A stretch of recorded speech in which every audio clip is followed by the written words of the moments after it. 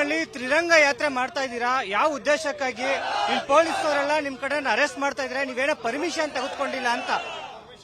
Sir, ಈಗ ಪರ್ಮಿಷನ್ಗೆ fax ಕಳಿಸಿದೀವಿ, DCP office fax ಕಳಿಸಿದೀವಿ. ನಿನ್ನೆ ಪೂರ್ತಿ ದಿನ ನಮ್ಮ ಕಾರ್ಯಕರ್ತರು ಹೋಗಿ ಕಾದು ಬಂದಿದ್ದಾರೆ, ಪರ್ಮಿಷನ್ ಕೊಡಲ್ಲ ಅಂತ ಹೇಳಿದ್ದಾರೆ. ನಾವೇನ್ ಕೇಳ್ತಾ ಇದೀವಿ? ನೇಷನ್ ಫಸ್ಟ್, ದೇಶ ಮೊದಲು, ದೇಶ ಮೊದಲು ಅಂತ ಒಂದು ತಿರಂಗ ಯಾತ್ರೆ ಮಾಡ್ತಾ ಇದೀವಿ ಯುವ ಮೋರ್ಚಾದಿಂದ. ಏನ್ ತಪ್ಪು? ತಿರಂಗ ಧ್ವಜವನ್ನ ತೆಗಿಯಕ್ಕೆ ಬಿಡದೇ ಇರೋಂಥವ್ರು, ಪಾಕಿಸ್ತಾನ್ ಜಿಂದಾಬಾದ್ ಅನ್ನೋರ್ನ ಏನಾದ್ರೂ ಮಾಡೋದ್ ಬಿಡಿ, ಪೊಲೀಸ್ ಅಧಿಕಾರಿಗಳನ್ನ ದುರುಪಯೋಗ ಪಡಿಸ್ಕೊಂಡು ಒಂದು ತಿರಂಗ ಧ್ವಜವನ್ನ ಇವತ್ತು ಒಂದು ಪಾರ್ಟಿನ ತೆಗಿಯಕ್ ಬಿಡಲ್ಲ ಅಂದ್ರೆ, ಯುವಕರನ್ನ ತೆಗಿಯಕ್ ಬಿಡಲ್ಲ, ಯುವಕರನ್ನ ಭಯ ಇಡಿಸಿ ಓಡಿಸ್ತಾರೆ ಅಂದ್ರೆ ಎಲ್ಲಿಗೆ ಬಂದ್ ನಿಂತಿದೆ ಆಡಳಿತ? ಮುಖ್ಯಮಂತ್ರಿಗಳು, ಗೃಹ ಮಂತ್ರಿಗಳು ಏನ್ ಮಾಡ್ತಾ ಇದಾರೆ? ನೀವೆಲ್ಲರೂ ನೋಡಿದೀರಾ, ಪ್ಯಾಲೆಸ್ಟೈನ್ ಪರವಾಗಿ ಅಲ್ಲಿ ಹೋಗಿ ಪ್ರತಿಭಟನೆ ಮಾಡೋರಿಗೆ ಇವ್ರ ಪರ್ಮಿಷನ್ ಕೊಟ್ಟು ನಡ್ಕೊಂಡು ಹೋಗ್ರಿ ಅಂತ ಬಿಡ್ತಾರೆ. ನಾವು ಇಂಡಿಯನ್ ಫ್ಲಾಗ್ ಇಟ್ಕೊಂಡು ದೇಶ ಮೊದಲು, ತಪ್ಪೇನಿದೆ? ಭಾರತೀಯ ಜನತಾ ಪಾರ್ಟಿಯ ಧ್ಯೇಯ ಉದ್ದೇಶನೇ ದೇಶ ಮೊದಲು, ಪಾರ್ಟಿ ಫಸ್ಟ್. ಆ ಹೆಸರಲ್ಲಿ ನಾವು ತಿರಂಗ ಯಾತ್ರೆ ಮಾಡ್ತಾ ಇದೀವಿ.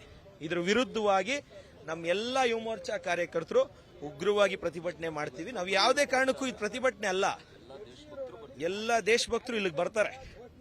ಯಾಕೆಂದ್ರೆ ಒಂದು ರಾಷ್ಟ್ರ ಧ್ವಜವನ್ನ ಇವ್ರು ಕಸ್ಕೊಂತಾರೆ ಅಂದ್ರೆ ಯಾವ ಮಟ್ಟಕ್ಕೆ ಆಡಳಿತ ಬಂದಿದೆ? ಪಾಕಿಸ್ತಾನ್ ಜಿಂದಾಬಾದ್ ಅನ್ನೋನ್ನ ಏನು ಮಾಡಕ್ಕಾಗಲ್ಲ, FSL ರಿಪೋರ್ಟ್ ಕೊಡಕ್ಕಾಗಲ್ಲ, ಅದನ್ನು ಹೋಗಿ DGಗೆ ಹೋಗಿ ಒಂದು ಪತ್ರ ಕೊಟ್ಟು ಬಂದಿದೀವಿ.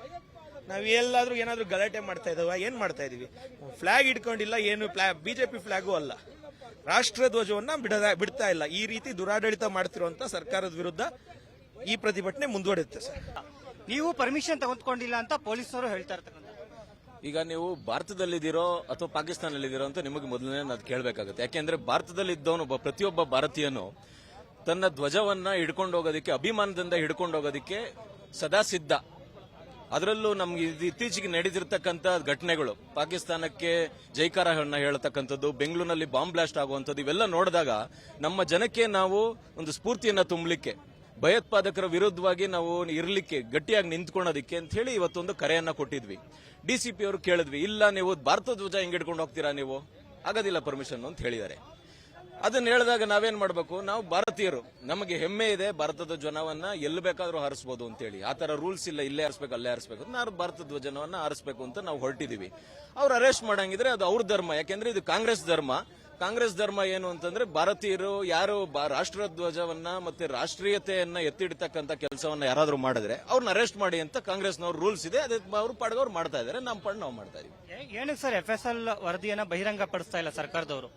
ಅವ್ರಿಗೆ ನಿಜ ಹೇಳಕ್ಕೆ ಭಯ. ಕಾಂಗ್ರೆಸ್ನವ್ರಿಗೆ ಏನಾದ್ರೂ FSL ವರದಿ ಬಂದ್ಬಿಟ್ಟಿದೆ, ಅದು ನಿಜವಾಗ ಏನ್ ಕೂಗಿದೆ ಅಂತ ಬಂದಿದೆ, ಅದನ್ನ ಹೇಳೋದಕ್ಕೆ ಭಯ. ಹೆಂಗ್ ಹೇಳ್ತಾರೆ? ಯಾವ ಬಾಯಿಂದ ಹೇಳ್ತಾರೆ?